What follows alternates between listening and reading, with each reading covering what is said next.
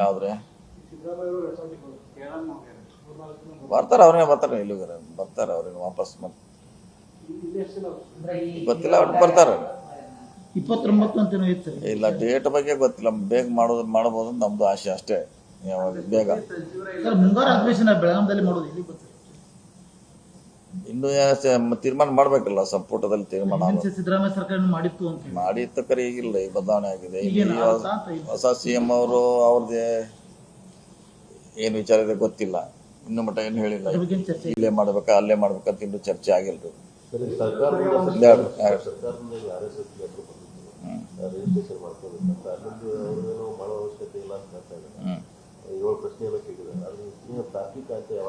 ಅಲ್ಲಿ ಇದೆಲ್ಲ ಬೆಂಗಳೂರು ನಡೆದಿದೆ, ಅದು ಇಲ್ಲೇ ನಾವು ಬೆಳಗಾವಿಗೆ ಮಾಡೋದು ಅದ್ರ ಬಗ್ಗೆ. ಅಲ್ಲೇ ನಡೆದಿದೆ, ಅಲ್ಲೇ ಅದಾರ, ಉತ್ತರ ಕೊಡೋರು ಅದಾರ, ತಗೊಳ್ಳೋರು ಅಲ್ಲೇ ಅದಾರ, ಅಲ್ಲೇ ಹೇಳ್ತಾರೆ. ನಾವೇನು ಹೇಳೋದಿಲ್ಲ, ನಾವು ಅದ್ರ ಬಗ್ಗೆ ಏನು ಹೇಳೋ. ಅದ್ರ ಈಗಾಗಲೇ ನಡೆದಿದೆ, ಅವರೇ ಉತ್ತರ ಕೇಳಿದ್ದಾರೆ. ಬ್ಯಾನ್ ಮಾಡಕ್ಕೆ ಕೇಳಿಲ್ಲ ಅವರು. ಬ್ಯಾನ್ ಮಾಡ್ತು ಅಂತ ಎಲ್ಲಿ ಹೇಳಿದ್ರೆ, ಬ್ಯಾನ್ ಮಾಡ್ತು ಅಂತ ಎಲ್ಲಿ ಹೇಳಿಲ್ಲ. ಅದನ್ನ ಏನು ಅವ್ರದ್ದೇನು ಆಸ್ತಿ ಕೇಳಿಲ್ಲ. ನಿಮ್ಮ ರಿಜಿಸ್ಟ್ರೇಷನ್ ಎಲ್ಲಿದೆ ಅಷ್ಟು ಕೇಳ್ಯಾರ ಅಷ್ಟೇ, ಅದನ್ನ ಬಿಟ್ಟು ಏನು ಕೇಳ್ಯಾರ? ನಾವು ಏನು ಕೇಳಿಲ್ಲ. ಹೇಳ್ರಿ.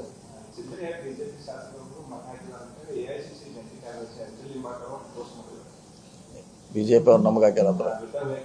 ಖಾನಾಪುರ MLA ಅವರು ಹಾಕಿದ್ದಾರೆ. ಹಿಂದೆ ಇವರೇ ಹಾಕ್ಯಾರ ಅಂತ ಈ ಸಂದರ್ಭದಲ್ಲಿ ಹೇಳಿಕ್ಕೆ ಆಗಲ್ಲ. ಇವರೇ ಹಾಕ್ಯಾರ, ಅವ್ರ ಯಾರು ಎಲ್ಲಿ, ಅದೆಲ್ಲ ಗುಪ್ತ ಮತದಾನ. ಯಾರು ಹೇಳಿದ್ರು?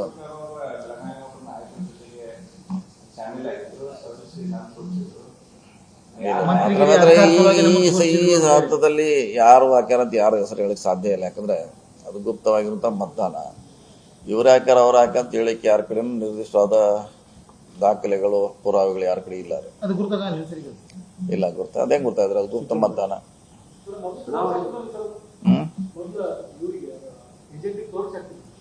ಅದು ಇದ್ರೆ ಅದು ರಾಜ್ಯಸಭಾದ್ದು. ರಾಜ್ಯಸಭೆ ಆದ್ರೆ ತೋರಿಸಿ ಹಾಕ್ಬೇಕ್ರೆ. ಇದಿಲ್ಲ, ಗುಪ್ತನಂತೆಲ್ಲ ಗುಪ್ತ ಆಗಿಬಿಡ್ತು.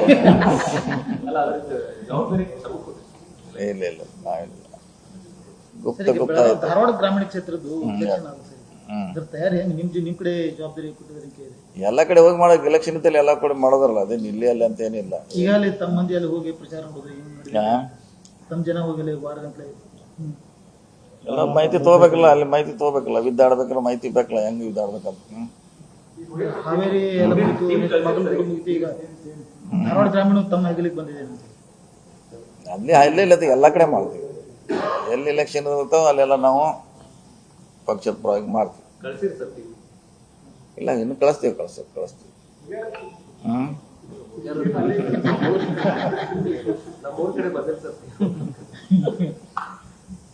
ಸರ್, ಈಗ ಹಿಡ್ಕಲ್ ಡ್ಯಾಮ್ ನೀರಾವರಿ ಇಲಾಖೆ ಇದ್ದಾರೆ ಸರ್, 1.5 ಕೋಟಿ ರೂಪಾಯಿ ಬಾಕಿ ಉಳಿಸ್ಕೊಂಡಾರೆ ಹೆಸ್ಕಾಂ ಅಂತ ಹೇಳಿ ಕರೆಂಟ್ ಕಟ್ ಮಾಡ್ಬಿಟ್ಟು.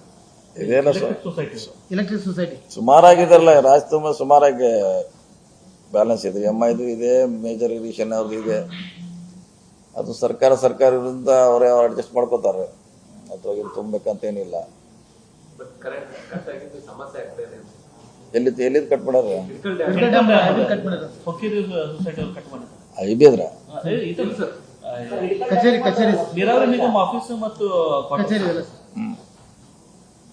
ಡ್ಯೂ ಇರಬೇಕು, ಓವರ್ ಡ್ಯೂ ನನಗೆ ಗೊತ್ತಿಲ್ಲ ಅದ್ರ ಬಗ್ಗೆ. ಮತ್ತೆ ಅವ್ರು ತುಂಬಬೇಕ್ರಿ, ಅವ್ರ ಡ್ಯೂಟಿ ಅದ. 1,90,00,000 ರೂಪಾಯಿ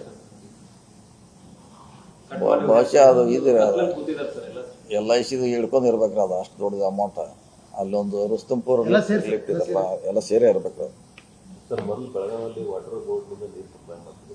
LNT ಮಾಡ್ತಾ ಇದ್ದಾರೆ. LNT ಅವರಿಗೆ ಮೊದಲಿಂದಲೂ ಕಂಪ್ಲೇಂಟ್ಸ್ ಇತ್ತು, ರೋಡ್ ಹಾಕ್ತಾರ, ಇದು ಮಾಡೋದಿಲ್ಲ. ಊರು ತುಂಬೆಲ್ಲ ರೋಡ್, ಸಿಟಿ ತುಂಬೆಲ್ಲ ರೋಡ್ ಹಾಕಿಸಿದ್ದಾರೆ ಸರ್. ಇದು ಭಾಳ ಸಮಸ್ಯೆ ಆಗಿರ್ತದೆ. ನೀರು ಸರಿಯಾಗಿ ಸಪ್ಲೈ ಆಗ್ತದೆ. ಈ ಕಂಪ್ಲೇಂಟ್ಸ್ ಇದ್ರು ಕೂಡ ನಡು ದಂಡ ಕೂಡ ಹಾಕಿದ್ರು.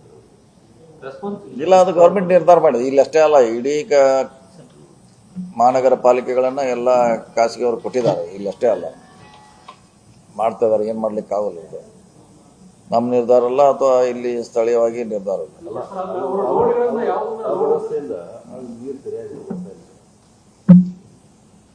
ಮಾಡಿದ್ದಾರೆ. ನಾವು ಕೂಡ ಸುಮಾರು ಮೀಟಿಂಗ್ ಮಾಡಿದ್ವಿ. ಶಾಸಕರಂತಿ ಪದೇ ಮಾಡ್ತಾರ.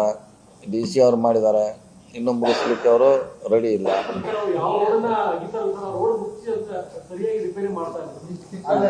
ಕಾರ್ಪೊರೇಷನ್ ಕಾಂಟ್ರಾಕ್ಟರ್ ಕೊಟ್ಟಿದ್ದೇವೆ.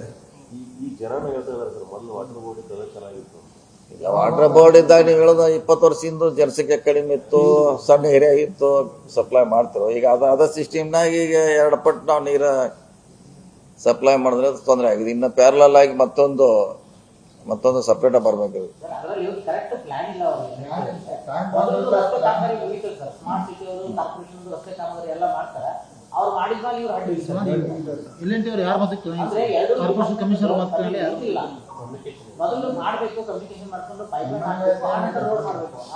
ಒಂದ್ ಕಡೆ ಅಲ್ಲ ಸರ್, ಇಡೀ ಸಿಟಿ ತುಂಬ ಆಗಿದೆ.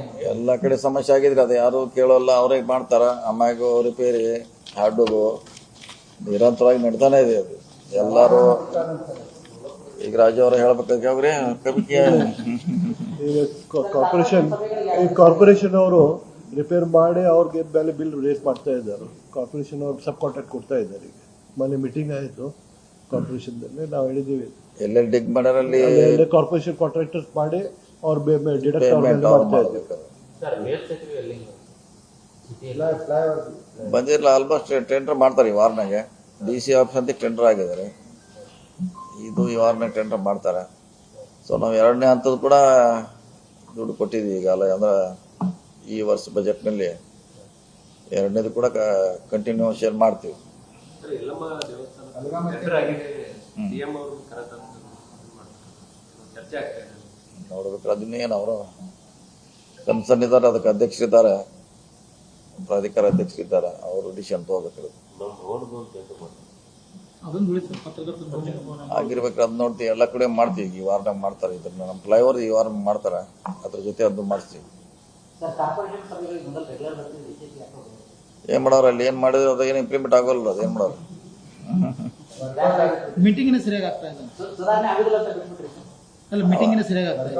1.5 ತಿಂಗಳಾಯ್ತು ಜನರಲ್ ಬಾಡಿ ಮೀಟಿಂಗ್ ಆಗಬೇಕು. GB ಅವ್ರು ಮಾಡ್ಬೇಕಲ್ಲ, ಅದು ಅವ್ರ ಜವಾಬ್ದಾರಿ ಮಾಡಬೇಕು. ಅಲ್ಲ, ಕನ್ನಡ ಮರಾಠಿ ಇಶ್ಯೂ ಹೆದರಿಯಲ್ಲಿ ಮಾಡ್ತಾ ಇಲ್ವಾ ಆಕ್ಚುಲಿ ಗೊತ್ತಿಲ್ಲ. ಈಗ ಅವನ್ನ ಯಾರೋ ಕಂಟ್ರೋಲ್ ಮಾಡ್ತಾರೆ ಅಂತ ಅನ್ಸೋದಿಲ್ಲ ಸರ್ ನಿಮ್ಗೆ? ಯಾವ್ದ್ರೆ ನೀವು ಅದ್ರ ದೂರ ಹೋಗ್ಬಿಟ್ರೆ ಈಗ ಯಾರೋ ಕಂಟ್ರೋಲ್ ಮಾಡ್ತಾರೆ. ಇಲ್ಲ, ಯಾರು ಕಂಟ್ರೋಲ್ ಮಾಡೋ ಪ್ರಶ್ನೆ ಇಲ್ಲ. ಅವ್ರ ಜವಾಬ್ದಾರಿ ಅವ್ರು ಸರಿ ಮಾಡಿ ಸಾಕಿಲ್ಲ. ಯಾರು ಅವ್ರು ಮಾಡೋದು ಇವ್ರು ಮಾಡೋ ಪ್ರಶ್ನೆ ಇಲ್ಲ. ಮೇಯರ್ ಉಪಮೇಯರ್ಗೆ ಸ್ವಂತ ನಿರ್ಧಾರ ತೆಗೆದುಕೊಳ್ಳುವಂತ ಕೆಪಾಸಿಟಿನೇ ಬರ್ತಾ ಇಲ್ಲ. ಅದನ್ನೇನು ನಾವೇನ್ ಮಾಡಕ್ಕಲ್ಲಪ್ಪ. ಬೆಳಗಾವಿ ಜನತೆ ನಿರ್ಧಾರ ಮಾಡ್ಬೇಕು ಅಷ್ಟೇ, ನಾವೇನ್ ಮಾಡೋದು. ಸರಿ, ಕನ್ನಡ ಮರಾಠಿ ಇಶ್ಯೂ ಹೆದರಿ ವಿಜೇಂದ್ರ ಅವರು 2 ಸಲ ಬೆಳಗಾವಿ ಬರೋ ಟೂರ್ ಕ್ಯಾನ್ಸಲ್ ಮಾಡಿದ್ರು. ಏನು ಕೇಳಿಗಿರಂತ ನೀವು ಸರ್, ನೀವು ಲೆಟರ್ ಕೊಡೋದು GB ಮಾಡ್ತಾನೆ ಅಂತ ಒಂದು ಲೆಟರ್ ಕೊಡ್ತಾನೆ ಅಂತಂದಿದ್ರು. ಅದು ಇವರು ಕಮಿಷನರ್ RC ಕಡೆ ಹೋಗಿ ಸರ್ಕಾರಕ್ಕೆ ಬರೆದಿದ್ದಾರೆ. ಅಲ್ಲ ಸರ್, ನೀವು GB ಮಾಡಿ ಅಂತ ಒಂದು ಲೆಟರ್ ಸಾಮಾನ್ಯ ಸಭೆ ಅದು ಕೊಡ್ತೀವಿ. ಸರ್, ಜಾಟ ಬಿಡದಿ ವಿಚಾರಕ್ಕೆ ಕುಮಾರಸ್ವಾಮಿ ಅವರು CM ಅವರು ಯಾವುದೋ ಅಲ್ಲೇ ಬೆಂಗಳೂರು ಲೆವೆಲ್, ನಮ್ಮ ಲೆವೆಲ್ ಇಲ್ಲ. ಪತ್ರ ವ್ಯವಹಾರ ಅದು ನಮ್ಮ ಲೆವೆಲ್ ಇಲ್ಲ. ಅದು ಎಲ್ಲ ಬಿಡದಿ RSS ಎಲ್ಲ ಬೆಂಗಳೂರು ಲೆವೆಲ್. ಅದು ಬೆಳಗಾವಿ ಲೆವೆಲ್ ಏನಿಲ್ಲ. ಅಲ್ಲೇ ಕೇಳೋದು. ನೀವು ಏನಿದ್ರೆ ಬೆಂಗಳೂರಾಗ ಕೇಳೋರು. ನಿರ್ಭೀತ, ನಿಷ್ಪಕ್ಷಪಾತ, ವಿಶ್ವಾಸಾರ್ಹ ಸುದ್ದಿಗಳಿಗೆ ಮತ್ತೊಂದು ಹೆಸರಾಗಿರುವಂತ ನ್ಯೂಸ್ 18 ಕನ್ನಡ ಈಗ ಆಪ್ನಲ್ಲೂ ಲಭ್ಯವಿದೆ. ದಯವಿಟ್ಟು ಇಲ್ಲಿರುವ QR ಕೋಡ್ ಅನ್ನ ಸ್ಕ್ಯಾನ್ ಮಾಡಿಕೊಂಡು ಆಪ್ ಅನ್ನ ಡೌನ್ಲೋಡ್ ಮಾಡೋದಕ್ಕೆ ಮರಿಬೇಡಿ. ನಿಮ್ಮ ಬೆಂಬಲ ಹೀಗೆ ಸದಾ ನಮ್ಮೊಂದಿಗಿರಲಿ. ಧನ್ಯವಾದ.